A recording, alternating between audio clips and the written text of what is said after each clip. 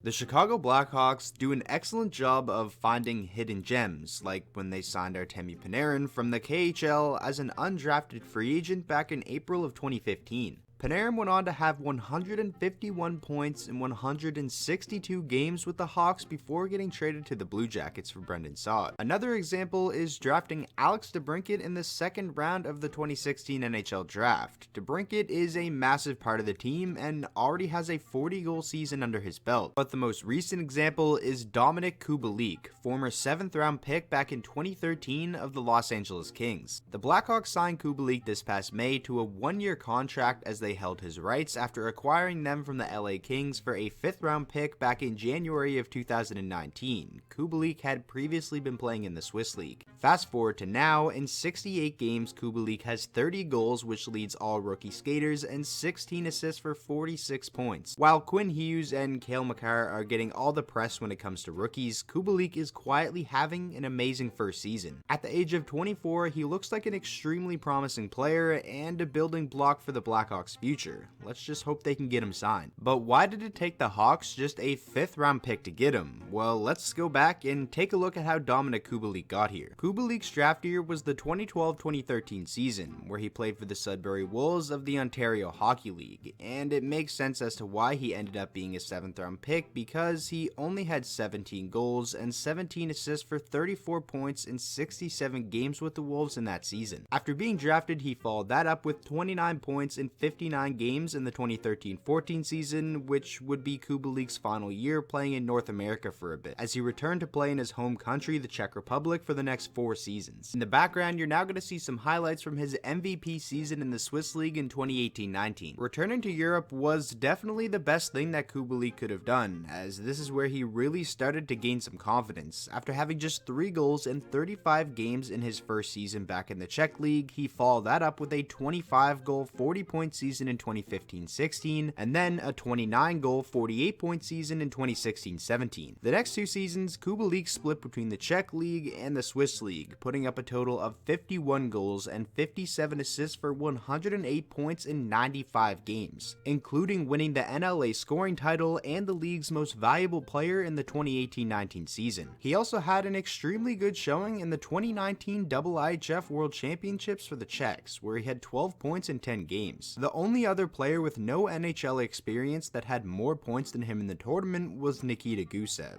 After this, it is safe to say that he was ready for a shot at the NHL. After signing with the Hawks, Kubalik had a great training camp and also played very well in the preseason. I remember watching the Hawks play the Wings in the preseason, and it seemed like he was dangerous almost every time he touched the puck. He definitely made the transition from Europe to North America look rather easy with his play so far. It's a shame that the NHL got put on hold and that we may lose the remainder of the regular season, because if Kubalik had a strong finish to the year, he very well could have been pushing a 40-goal season. And it isn't just the numbers that he's been putting up, his overall game is very good already. The Blackhawks are a much better team when he is on the ice. It's going to be very interesting to see what kind of contract he signs whenever that happens. And I know in the title I am technically comparing him to Artemi Panarin, but I'm not saying he's going to be as good as him because that would be unfair, as Panarin is a legit superstar. But I'm more so just comparing the two situations of the players when they came into the NHL, and of course them being introduced to the league by the same team. He may not be the next Panarin, but he's got a very bright future in the NHL.